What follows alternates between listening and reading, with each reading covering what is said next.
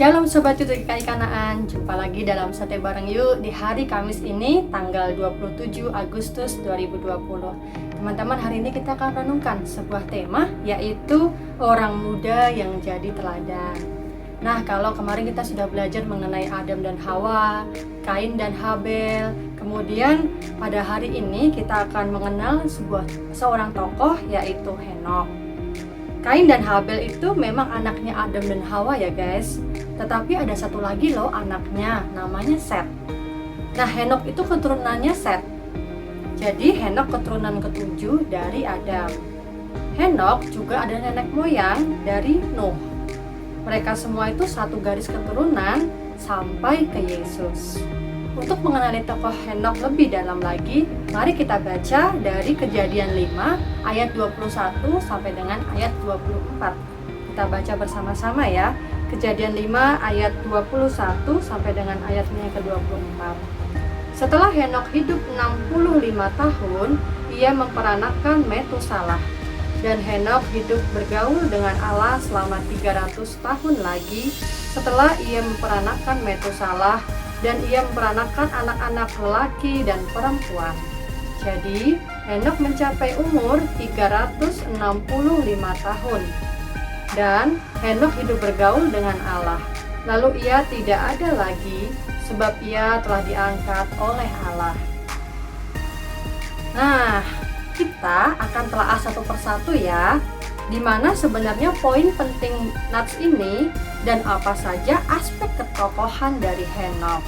Yang pertama guys, Kejadian 5 yang tadi kita baca itu adalah bagian paling pertama di dalam Alkitab yang mencatat silsilah keturunan seseorang. Selalu disebut berulang-ulang, setelah si A hidup di tahun sekian, lalu ia memperanakan si B dan mencapai umur sekian, lalu ia mati. Dengan cara menuliskan seperti ini, artinya dijelaskan bahwa manusia itu hidup, dijelaskan juga keturunannya, diberitahu umurnya, dan kemudian mati. Nah, begitu seterusnya diulang-ulang, hidup lalu mati. Tapi, teman-teman, Henokh itu orang pertama loh yang tidak mati. Ajaib ya. Dalam ayat 24 dikatakan bahwa Henokh hidup bergaul dengan Allah. Lalu ia tidak ada lagi sebab ia telah diangkat oleh Allah.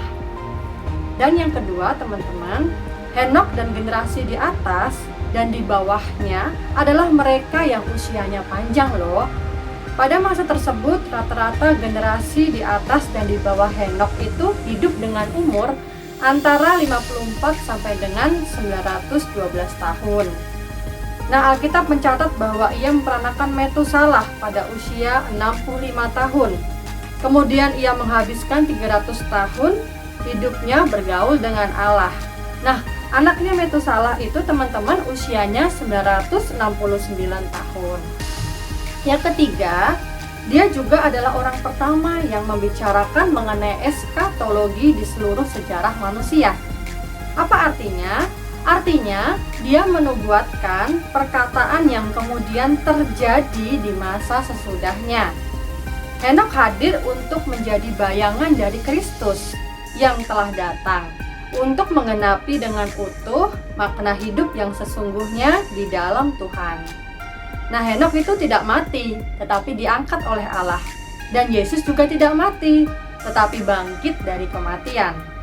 Keempat, teman-teman, Henokh adalah orang yang mengalami kesadaran dan perubahan hidup pada masa mudanya.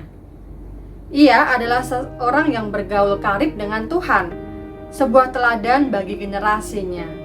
Dikatakan bahwa orang muda yang berhasil di mata Tuhan adalah orang muda yang sedini mungkin melihat rencana Tuhan. Nah, mari kita hitung yuk. Dari usia 912 tahun, maka umur Henokh baru 7% saat ia mengambil keputusan untuk mengikut Tuhan.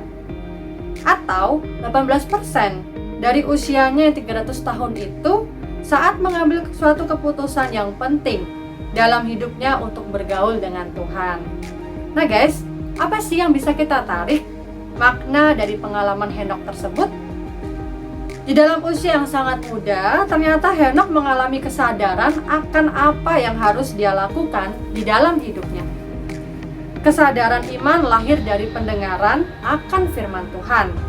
Dan firman itu ia dengar dari warisan pengajaran nenek moyangnya.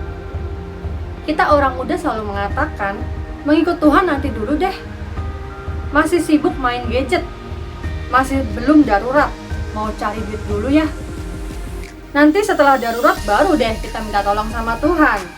Setelah tua, baru kita minta dekat dengan Tuhan. Walau uang ada, tapi tenaga itu sudah nggak ada. Walau waktu sudah cukup, tapi kesehatan sudah mulai rapuh. Karena itu, mari guys, sejak muda kita ikut Tuhan ya, seperti Henokh yang telah memberi teladan. Berbahagialah kita yang sejak muda memiliki suatu kesadaran akan pentingnya hidup bersama dengan Tuhan, agar Tuhan mengangkat derajat kita ke hadirat-Nya. Tuhan memberkati kita semua. Halo guys, jadi itu saat teduh kita hari ini. Nah, mari kita sama-sama belajar untuk hidup seperti Henokh, yaitu kita sama-sama belajar untuk mengetahui apa yang harus kita lakukan sejak dini, sejak muda. Kita mencari tahu apa yang menjadi kehendak Allah dalam hidup kita, dan kita sama-sama membangun relasi yang baik, membangun hubungan yang baik dengan Tuhan. Nah, untuk menutup saat teduh ini, mari kita berdoa.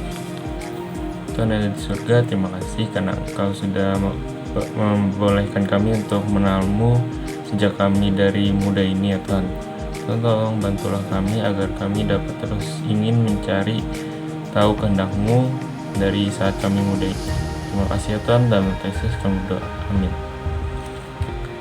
Nah teman-teman, jangan lupa besok kita juga ada saat teduh di channel ini setiap harinya, dan hari Sabtu nanti kita akan ada Zoom fellowship bersama-sama. Linknya bisa didapatkan di grup WA atau grup lain.